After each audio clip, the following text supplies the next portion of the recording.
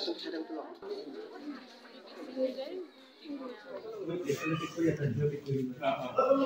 चावल आसो ना সেইকাৰণে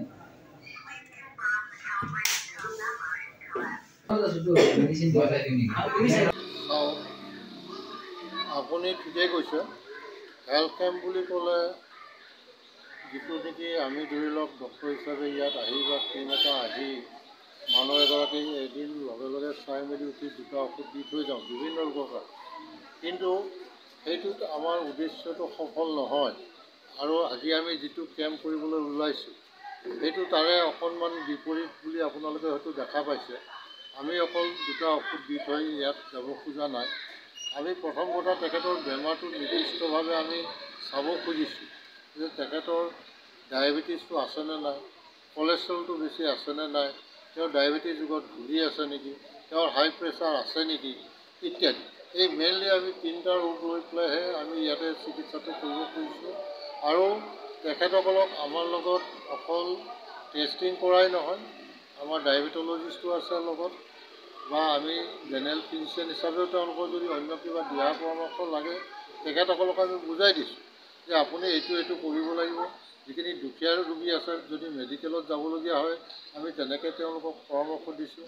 আমাৰ লগত নিউট্ৰিশ্যন স্পেচিয়েলিষ্ট আছে, তেওঁক ডায়েট সম্পৰ্কে কেনেকুৱা ধৰণৰ, কাৰণ আজিকালি কি হৈছে আপোনালোকে জানে, যিটো আমি NCD বুলি কওঁ, চৰকাৰে NCD নন কমিউনিকেবল ডিজিজৰ ওপৰত গোটেই ভাৰতবৰ্ষতে, আমাৰ ইয়াতো নৰ্থ গুৱাহাটী তাৰ ব্যতিক্ৰম নহয়। আমি সকলোতে চৰকাৰীভাৱে যথেষ্ট সজাগতা কৰা হৈছে, তাৰ চিকিৎসাৰ সুবিধা আছে, কিন্তু আমাৰ ৰাইজেতো নিজে সজাগ হ'ব লাগিব।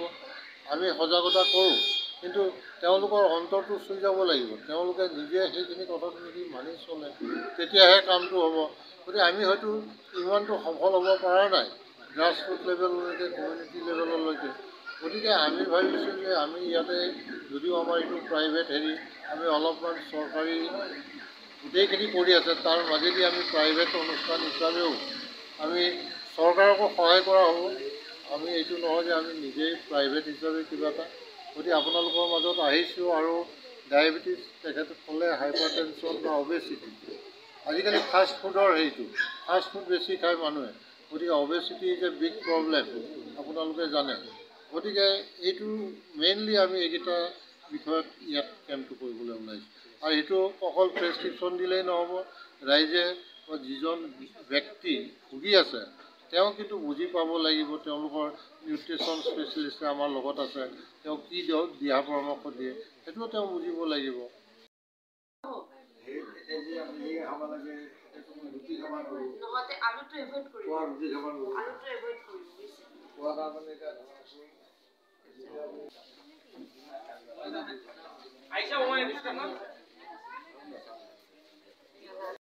ডায়েবেটিছটো এতিয়া আমি ক'ব গ'লে যোৱা বছৰ ICMR যোনটো ইণ্ডিয়ান মেডিকেল কাউন্সিল ফৰ মানে মেডিকেল ৰিচাৰ্চ, তেওঁলোকে এটা ষ্টাডি কৰিছিলে, গম পোৱা গৈছে যে 13.5% পপুলেশ্যন যোনটো আমাৰ দেশত এতিয়া আছে বৰ্তমান, সেই পপুলেশ্যনটো প্ৰি ডায়েবেটিক, মানে তেওঁলোক বৰ্ডাৰ লাইন ডায়েবেটিছ।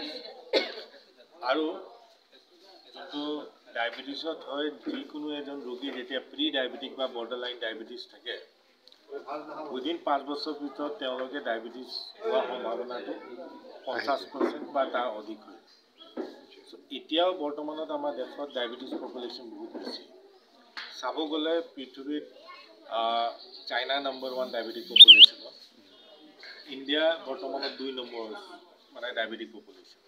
বাট যোনটো হাৰত ডায়েবেটিছ বাঢ়ি গৈ আছে, অতি সোনকালে আমাৰ দেশ ডায়েবেটিছৰ কেপিটেল হৈ যাব, মানে আমি নম্বৰ 1। ডায়েবেটিছত কি হয়, মানুহে ইমান গম নাপায়।